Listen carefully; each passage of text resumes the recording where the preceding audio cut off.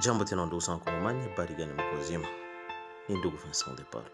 Nilikuwa napenda ni répondre kwa hii reaction ya ministre rwandais des affaires étrangères kwa gisi walikuwa wanamu interviewe vis-à-vis na situation sécuritaire ndani nchi ya Congo, nchi yetu, mais aussi la situation qui réside à Goma, la vie de la population de Goma, la vie de la population de Bukavu, mais aussi la question sur la réouverture de l'aéroport de Goma. Monsieur le ministre, ce n'est pas à vous de prendre une décision de ce qui se passe dans notre pays. Ce n'est pas à vous de comprendre la situation de notre pays. Vous devez vous occuper de votre pays. Vous devez vous occuper de votre pays, de ce qui se passe dans votre pays. Ce qui se passe au Congo ne vous concerne pas. Ne vous concerne pas.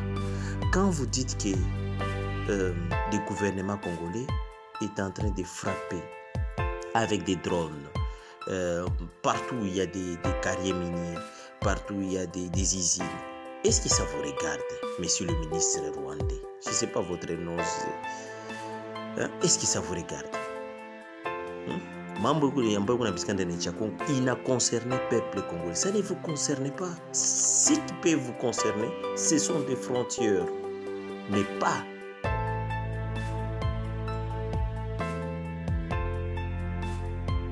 les territoires, pas les provinces, tout ce qui se passe comme travail dans notre pays. Ça ne vous concerne pas, monsieur le ministre rwandais. Ça ne vous concerne pas. Voilà pourquoi on a dit toujours qu'il y a des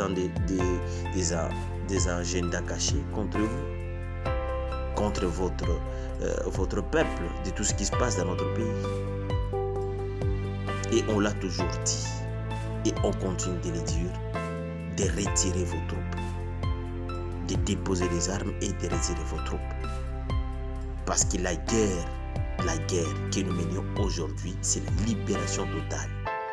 La libération totale de notre pays.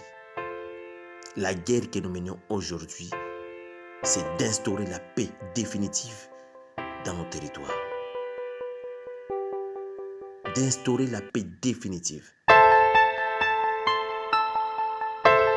Notre gouvernement est prêt à tout pour instaurer la paix dans notre pays. Heureusement, vous venez de le dire qu'il faut qu'il y ait une décision du gouvernement.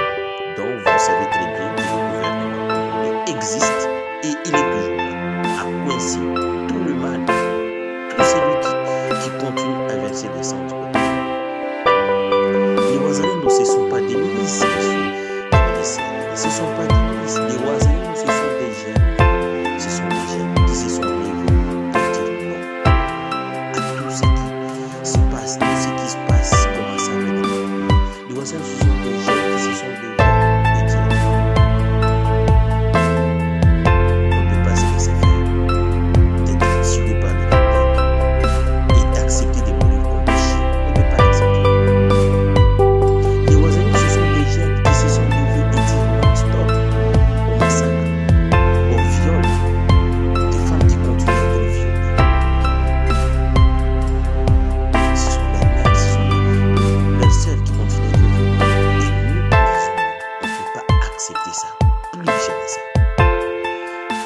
Ce sont des jeunes qui se sont levés et disent non, plus de vols dans notre pays. Si vous vouliez par exemple chercher quelque chose dans notre pays, il faut passer par le gouvernement. Il ne faut pas chercher des vols pour accepter d'être manipulé par le gouvernement. Pour dire que vous continuez à passer par le gouvernement, vous continuez à faire ce message vis-à-vis des sous-sols. Ce sont des gens qui se sont levés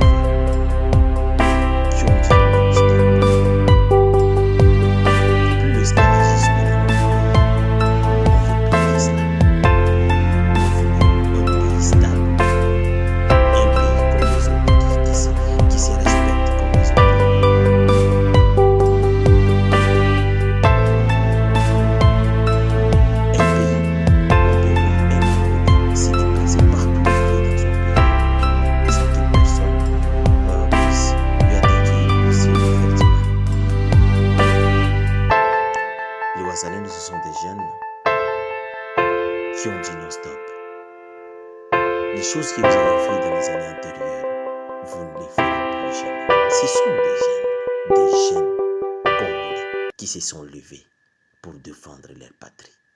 C'est ça les Wazalendo. Ce ne sont pas des milices, ce sont des jeunes patriotes congolais qui se sont levés. Voilà pourquoi aujourd'hui, vous ne pouvez jamais réussir cette guerre. Et vous savez très bien, vous le savez très bien, que si ça dégénère, vous allez vous disperser. Hein. Tout ce que vous avez construit pendant des années, ça peut détruire, ça peut se détruire dans une seconde. Vous le savez très bien que le Congo a les pouvoirs. Le Congo a tous les pouvoirs de faire tout ce que vous avez fait dans notre pays, de le refaire au Rwanda. Vous le savez très bien. Mais nous ne voulions plus de cela. Nous, ce que nous voulions, c'est tout simplement de dire à vos hommes de déposer les armes et de rentrer chez eux. Quand vous dites que le Banyamulenge, je ne sais pas ce que vous avez de dire, le Banyamulenge, il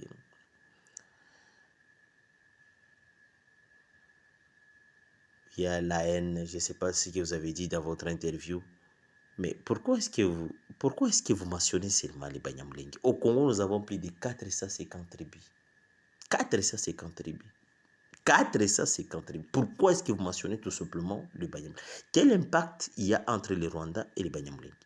Quel impact? Monsieur le ministre, quel est l'impact qu'il y a entre le Rwanda et les Banyamulenge? Quel impact? Mais dans le gouvernement, il y a des Banyamulenge. Hein? Il y a des Banyamulenge qui sont dans le gouvernement. Pourquoi est-ce que vous dites qu'ils sont minimisés, qu'il y a la haine entre les Banyamulenge? Qui vous a dit cela? Regardez dans d'autres provinces, il y a des Banyamulenge qui font leurs affaires sans que personne les tracasse. Que ce soit dans des écoles, partout, ils travaillent partout. Et personne n'a jamais levé la main sur eux. Nous savons très bien votre stratégie, nous savons très bien votre manipulation. D'où aujourd'hui, vous allez dire que vous cherchez des FDLR dans notre pays. D'où vous mentionnez aussi que les FDLR, ce sont des Wazalendo. Non, messieurs les ministres, nous ne sommes pas des bêtes. Nous ne sommes pas des bêtes, nous comprenons très bien votre objectif. C'est diviser les Congolais. Diviser les Congolais pour balkaniser notre pays. Et nous sommes... nous voyons très bien, nous voyons de près tout ce qui se passe dans notre pays. Nous sommes vigilants. Et ce que nous voulions, c'est que vous dites à vos hommes de déposer les armes et de rentrer chez eux. Parce que personne ne peut pas accepter ce qui se passe dans notre pays. Et nous allons nous lever. Jour et nuit, nous sommes en train de nous lever et nous défendre. Nous sommes en train de nous défendre.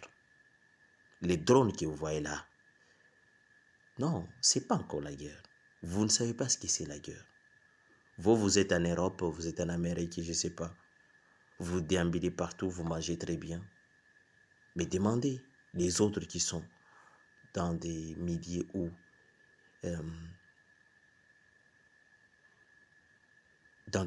il y a les tracasseries, dans des milieux où les gens ne dormaient pas vis-à-vis des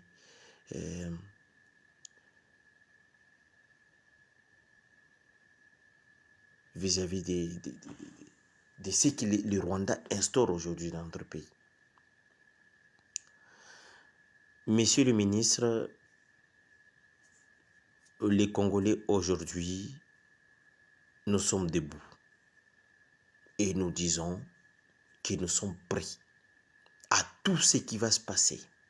Parce que ne vous trompez pas, vous dites que, je ne sais pas, le gouvernement fait ceci, fait cela, fait ceci, fait cela. Monsieur le ministre, nous sommes avec le président Félix Antoine Tshisekedi Tshilombo jusqu'au bout. Et nous, on ne peut pas les lâcher. Non, on ne peut pas les lâcher. Nous sommes là avec lui. Et nous allons terminer la guerre avec lui. nous allons terminer cette guerre avec lui. Tout ce que nous demandons au gouvernement du Rwanda, c'est de dire à ces hommes de déposer les armes et de rentrer chez eux. Parce que ce qui va arriver, ça n'arrivera plus dans notre pays, mais ça va toucher les Rwandais. Vous comprenez ce que je veux dire? Ça n'arrivera plus dans notre pays, mais ça va toucher les Rwandais.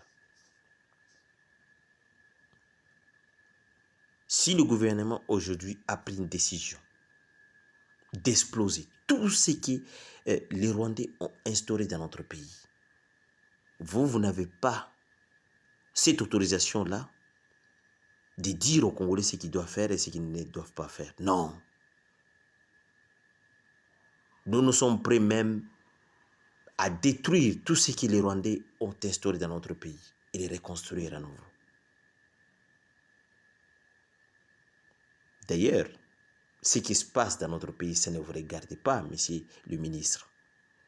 Ça ne vous regarde pas. Voilà pourquoi aujourd'hui, Paul Kagame avait honte de venir à Paris. Qu'est-ce qu'il va dire? Rien du tout. Parce qu'il sait très bien qu'il est coincé. Et aujourd'hui, nous voyons très bien que le Rwanda est coincé complètement.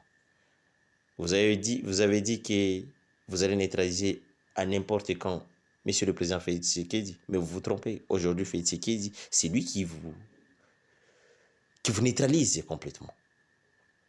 Et j'en suis sûr, avec Dieu, je pense que monsieur le président Félix Antoine Tshisekedi Tshilombo va encore éclaircir au peuple congolais la voie à suivre pour le changement dans notre pays, pour instaurer la paix définitive dans notre pays. Parce que ça fait plus de 30 ans qu'on est en train de souffrir, plus de 30 ans.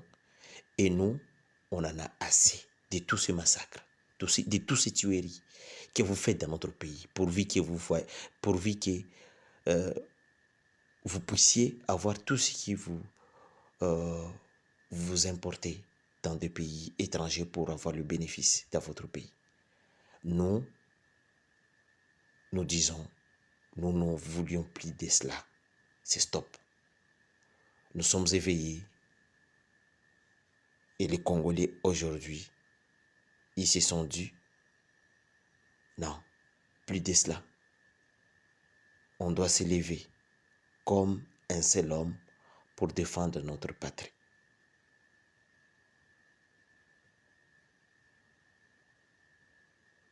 Et c'est encore le début, c'est encore le début. Parce que ce qui va arriver par après, ça va toucher les Rwandais. Ça ne touchera plus le Congo, mais ça va toucher les Rwandais. Vous voyez ce qui se passe en Ukraine? Vous voyez ce qui se passe en Ukraine? Vous voyez ce qui se passe en Israël? En Palestine? C'est ce qui va se passer au Rwanda. Tout ce que vous avez construit dans des années et des années, ça va se détruire dans une seconde. C'est ça la guerre. Je vous ai dit que la guerre, c'est toujours la retourne. Aujourd'hui, vous acceptez le gouvernement congolais, étant le gouvernement qui, aujourd'hui, vous allez collaborer avec le gouvernement en place, qui est l'M23. Ça, c'est une bonne chose. Parce que si vous ouvrez, si aujourd'hui, les envahisseurs rwandais ouvrent l'aéroport de Goma, vous êtes déjà considéré, non, normalement, c'est vous qui faites toutes ces manœuvres-là. Mais je sais que vous êtes le premier à manipuler les journalistes pourvu qu'ils puissent mieux comprendre la situation de notre pays. Mais je pense qu'il y a aussi des experts qui voient très bien ce qui se passe dans notre pays. Ils voient tout ce qui se passe dans notre pays. Tout ce que vous faites comme manœuvre pour manipuler les journalistes, manipuler l'opinion internationale. Tout ce que vous faites, les Congolais voient tout ce que vous faites. Le monde voit tout ce que vous faites. Mais la solution qui viendra, il n'y aura pas de pitié. Pas de pitié parce qu'on a tout dit. On a tout dit dans le monde. Nous avons... D'ailleurs, je remercie M. le Président Félix Antoine Tshisekedi d'avoir participé à tout ce qui, aujourd'hui, le monde organise pour mieux comprendre la situation de notre pays. Heureusement que le Président est là et il est toujours là à venir parler et encore de ce qui se passe dans notre pays. Mais ce que nous demandons, nous, et je continue à le dire, ce qui va se passer par après, ça ne se passera pas au Congo, mais ça va se passer au Rwanda. Parce que les Congolais, ils en ont assez de tueries, de tout ce qu'ils ont fait comme manœuvre. Tout ce qu'ils ont fait comme tuerie, tout ce qu'ils ont fait comme massacre, viol et tout, les vols et tout. Les Congolais, ils en ont assez. Et ils vont se défendre. Ils vont se défendre. Ils ne peuvent pas se laisser faire. Aujourd'hui, je félicite Monsieur le Président Félix Antoine Tshisekedi d'avoir fait ces déplacements. D'ailleurs, je me demandais, après tout ce qui s'est passé à Belgique, comment est-ce que Paul Kagame aujourd'hui aura le courage de venir en France? Prouver que nous savons très bien que la France aussi a le pied dedans de ce qui se passe dans votre pays. Nous le savons très bien. Mais aujourd'hui, je pense aussi que la France va regarder de l'autre angle. Parce que si aujourd'hui la France veut avoir le minerai dans notre pays, il va passer par les gouvernements. Plus de Kagame, plus de Kagame. Aujourd'hui, Kagame, aujourd'hui, on le voit tout simplement au passé. Il n'y a pas de futur de Kagame. On le voit au passé. Et bientôt là, je vous ai dit que Kagame va partir. Et Kagame partira. Mais il partira dans une situation vraiment horrible. Dans une situation horrible. Après tout ce qu'il a fait dans son pays, après tout ce qu'il a fait dans notre pays, la République démocratique du Congo, même les Rwandais qui sont dans le Rwanda, au Rwanda, dans leur propre pays, ils sont esclaves. Regardez la vie des Rwandais. Quand vous voyez un Rwandais quitter le Rwanda pour venir au Congo, ce n'est pas pour rien, c'est pour chercher la vie. Donc la vie au Rwanda, il n'y a pas la vie au Rwanda. Il n'y a rien au Rwanda.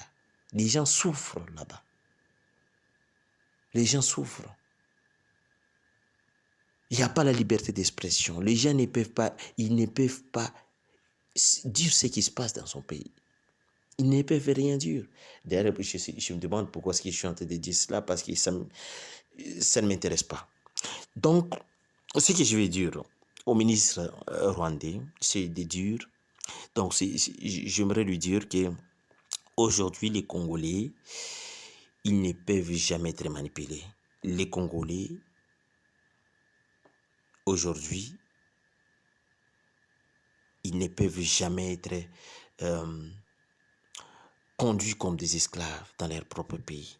Aujourd'hui, les Congolais, ils ont pris une décision de défendre leur patrie, de comprendre la situation que nous menions aujourd'hui et quel sera l'avenir de demain. Aujourd'hui, vous ne pouvez pas entrer comme si vous entrez dans une toilette dans notre pays. Non, plus de cela, non. Non. Aujourd'hui, le monde comprend ce que vous faites dans notre pays. Et ils sont conscients. Parce que jusqu'à maintenant, le Rwanda continue à massacrer le peuple congolais.